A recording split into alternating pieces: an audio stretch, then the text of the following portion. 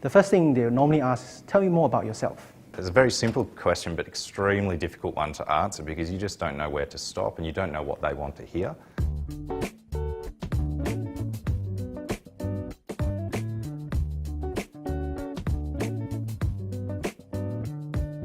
We all had one question. I got, what are my greatest weaknesses? And every single person at the interview just went like, I'm too good, that's my weakness, or, you know, I'm just a perfectionist, that's my weakness. Try and be yourself. Because they will always come up in interviews. And I actually said, I find it hard to get up in the mornings really early, and that's true. And everyone had a laugh, but in the end, people remember that about you.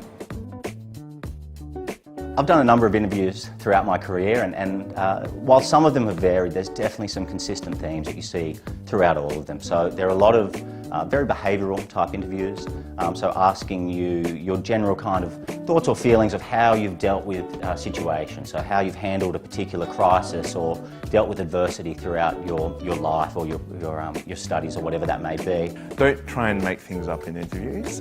Talk from experience, because as soon as you bring something up that you actually don't know, the interview goes sideways. Tell a story when you're asked a question. This enables you to structure your answers so that they don't go for too long, and if you practice some sort of generic ones, you can build up a response to a question with a story of an experience that you've had. Answering a question is just like writing an essay. You need to have a structure. People want to know about you, they're interested in what you're doing. They're not there to hound you or overly critique you, but just to have a real conversation. The questions would often start out quite broad, and I think the quicker that you could bring an experience into it and talk to various aspects, the less questions they need to ask you. And a lot of the times it's really just knowing how to sit down and talk to people. People want to see, can you actually sit down and have a chat, and can I relate to this person? And are they going to be a good fit within our organisation?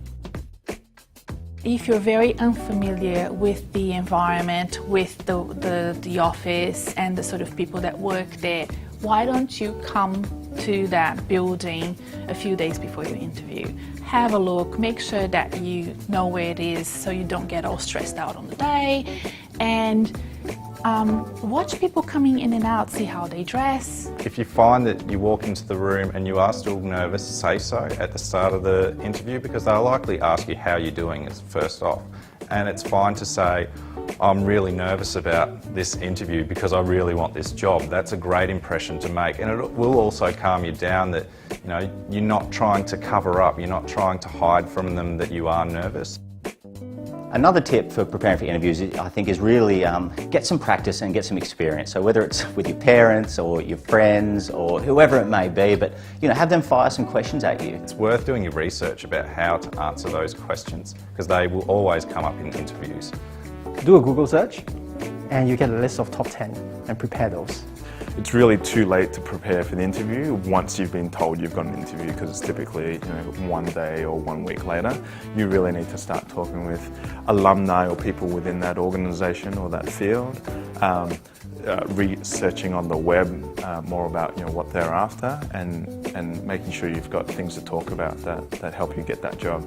So that when you're in the interview and you're on the spot, to pull out an example of when you worked on a project or did collaboration, then you can sort of think of, okay, I did this project in X class or X subject, or I did, I served customers in my job and that relates to this job, and things like that. You can quote examples a lot easier and a lot freer than you would if you were under pressure on the spot in an interview situation.